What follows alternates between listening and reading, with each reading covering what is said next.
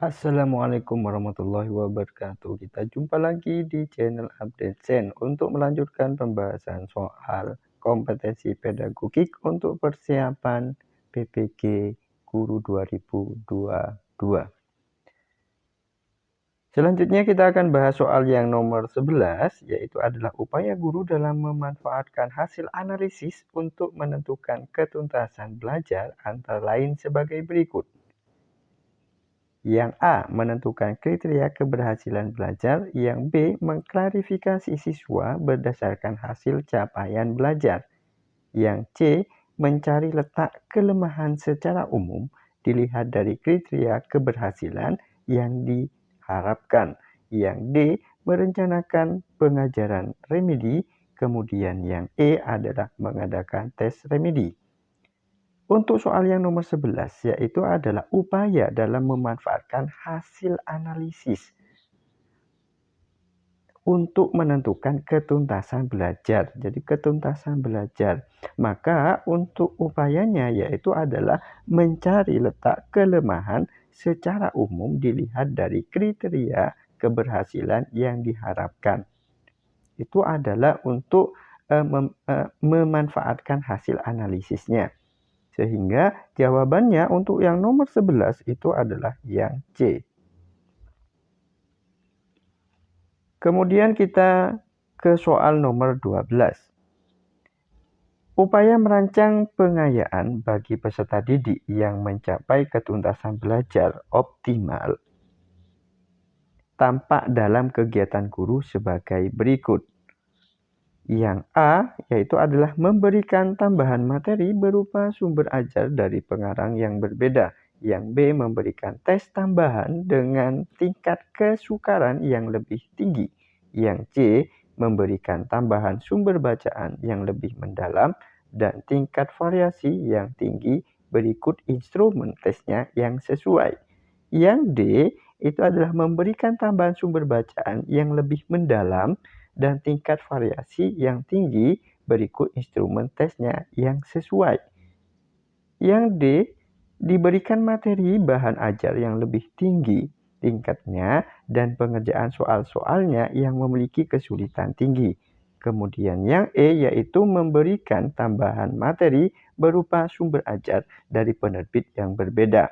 Nah, untuk upaya perancang pengayaan bagi peserta didik yang mencapai ketuntasan belajar optimal yaitu dengan diberikan materi bahan ajar yang lebih tinggi tingkatannya dan pengerjaan soal-soalnya yang memiliki kesulitan yang tinggi.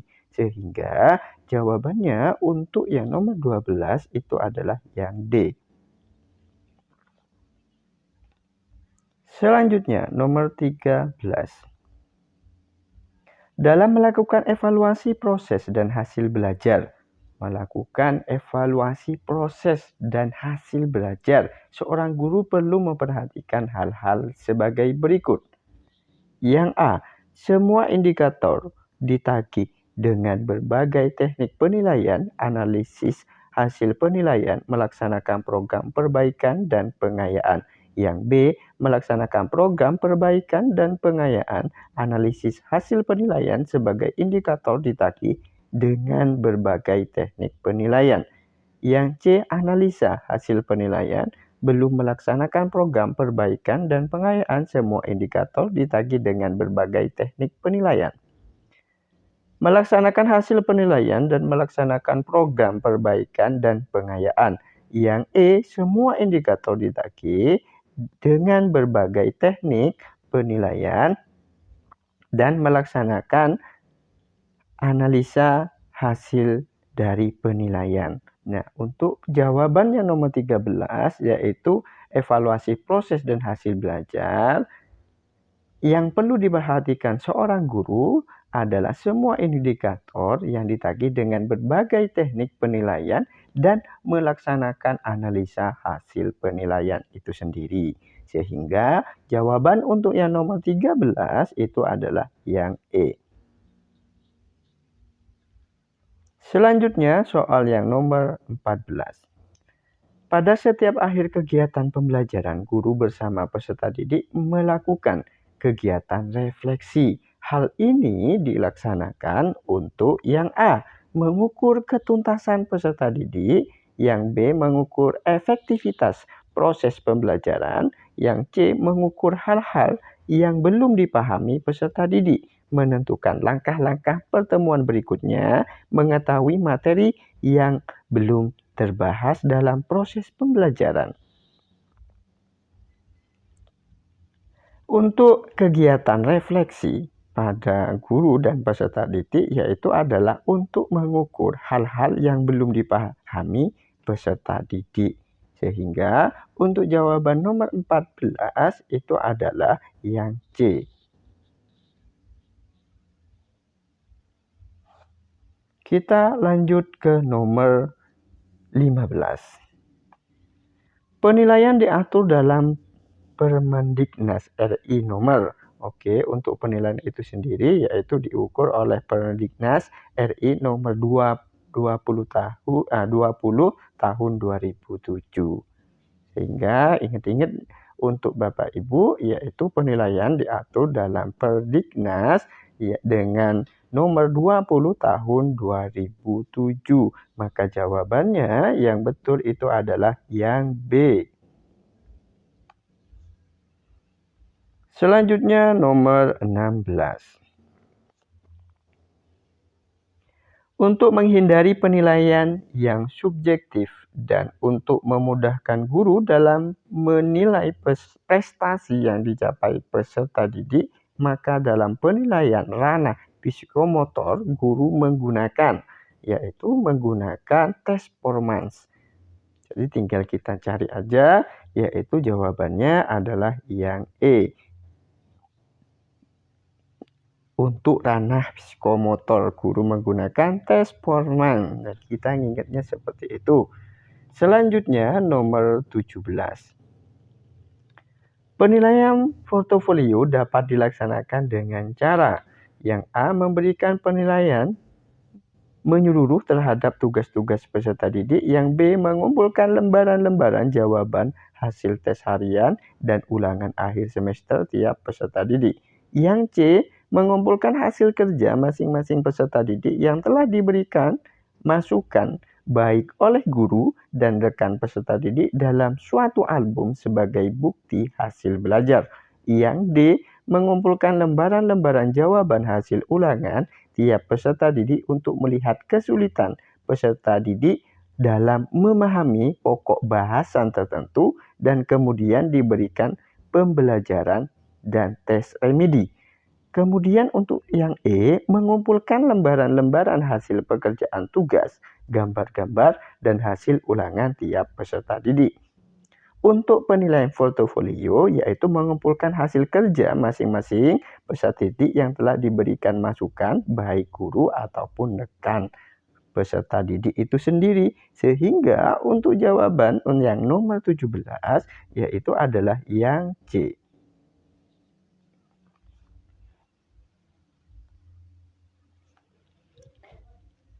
Selanjutnya untuk nomor 18, dalam mengembangkan instrumen penilaian dan evaluasi proses dan hasil belajar harus memperhatikan. Yang perlu diperhatikan dalam pengembangan instrumen penilaian adalah substansinya, kemudian konstruksi dan bahasanya yang digunakan. Sehingga untuk jawabannya itu adalah yang A.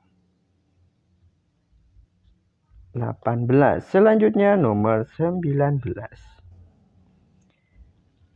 Di bawah ini yang merupakan ciri dari penilaian kelas adalah ciri penilaian kelas. Penentuan tujuan tes, penyusunan kisi-kisi tes, penulisan soal, penelaahan soal, perakitan soal, dan analisis soal. Yang B, penyusunan kisi-kisi tes, penulisan kartu soal, penelaahan soal, perakitan soal, dan penyajian tes, scoring, pelaporan hasil tes.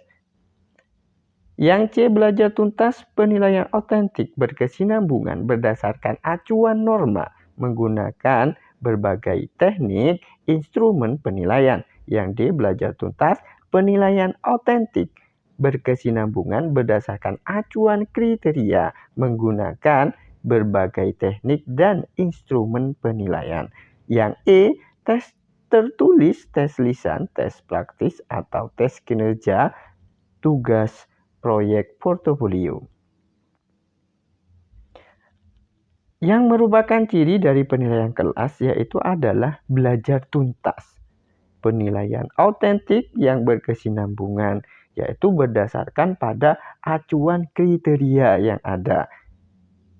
Menggunakan berbagai teknik, jadi banyak teknik yang digunakan dan instrumen penilaian itu sendiri.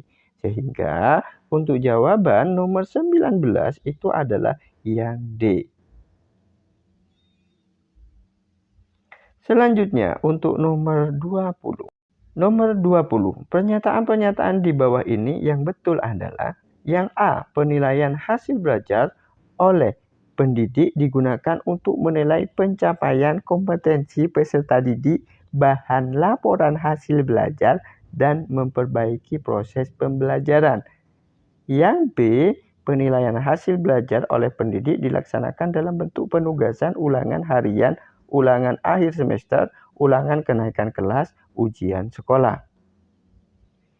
Yang C, penilaian hasil belajar oleh satuan pendidikan dilakukan untuk menilai pencapaian kompetensi peserta didik pada semua mata pelajaran dan tanpa memperhatikan hasil penilaian oleh pendidik. Kriteria kelulusan ujian nasional UN dikembangkan oleh BSNP dan ditetapkan dengan surat keputusan kepala sekolah satuan pendidik. Kemudian yang E, ujian sekolah mencakup semua mata pelajaran kelompok iptek, agama, akhlak mulia, kewarganegaraan, dan kepribadian. Oke, kita untuk pernyataan yang betul yaitu dengan penilaian hasil belajar oleh pendidik digunakan untuk menilai pencapaian kompetensi dari peserta didik itu sendiri, bahan laporan hasil belajar, dan memperbaiki proses pembelajaran. Sehingga jawaban untuk yang nomor 20 itu adalah yang A. Sekian untuk pembahasan video kali ini. Kurang lebihnya mohon maaf. Apabila ada kekurangan atau ada saran dan kritik bisa ditambahkan di kolom komentar di bawah video.